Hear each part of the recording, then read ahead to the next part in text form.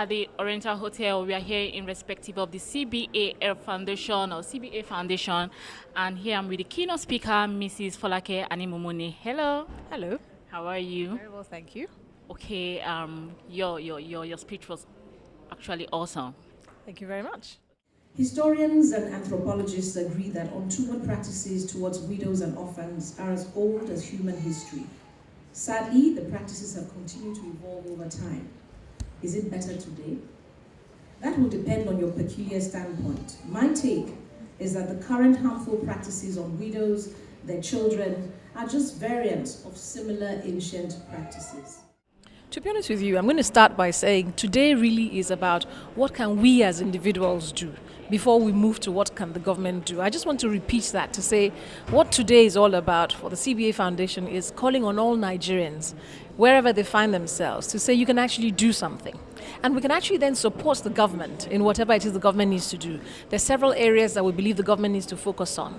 Let's take some of our statutory law, for example, and let's look at all those laws that we feel might not be beneficial to widows. Inheritance laws, for example. You have a woman who has contributed immensely to her husband's success.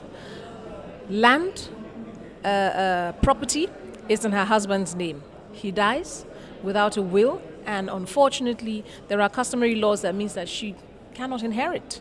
That means that that particular property could have been the home they jointly built together. She gets kicked out of that home. So we can look at some of the legal issues. We can look at some of our customary some of our customs. To be honest with you, as Nigerians, we're very proud of our customs, we're very proud of our heritage, we're very proud of who we are. But there are some of those that are discriminatory to women, and we mustn't be embarrassed to talk about it. A lot of people, have found themselves in this life happens situation, and they have ideas, but they really don't have what it takes in terms of resources. It's amazing to think that 50,000 naira is a mega miracle in the life of a family out there. Someone who just wants to put up a little kiosk and wants to be able to sell indomie and eggs. As simple as that. So we're looking out for people like that we can empower and help them to stand on their feet. I think for us at the CBA Foundation, the emphasis is on the underprivileged widows, empowering them. So that's going to be our own core area. It's not just also about handing out gifts to them, which you find people do from time to time, but we are saying that beyond giving out gifts to them, you want to empower them. You want to enable them to fend for themselves and also cater for their families without having to come cap in hand every now and then to beg for things. So that's our own focus. Good. You look awesome. You look gorgeous. All right. So can you tell us, what do you feel about this concept of the CBA Foundation? I think it's a very great idea. Very, very great idea. One that I really feel passionate for, and I'm ready to support her in every way because it's something I've always had a passion for. And now that she has started this foundation, I am very sure that she has started off, and I can really support her on this.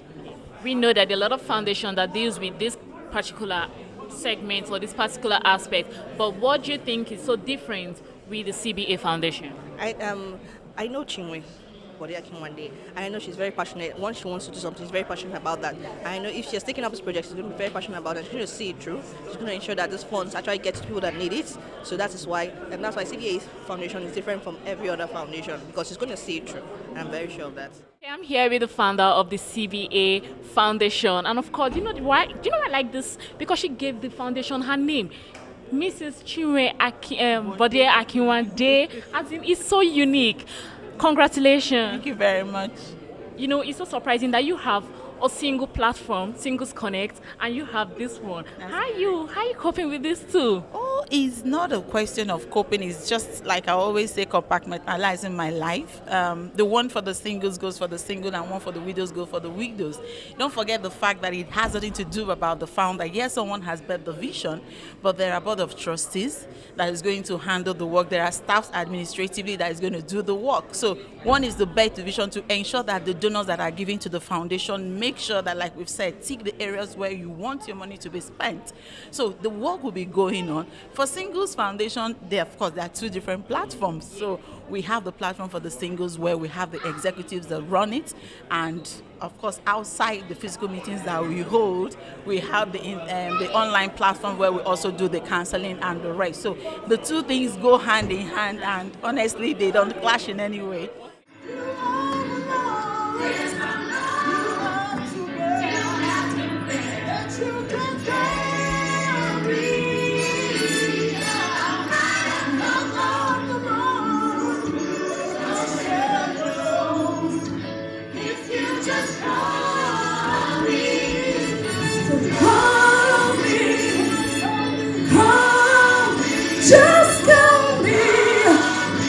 Just call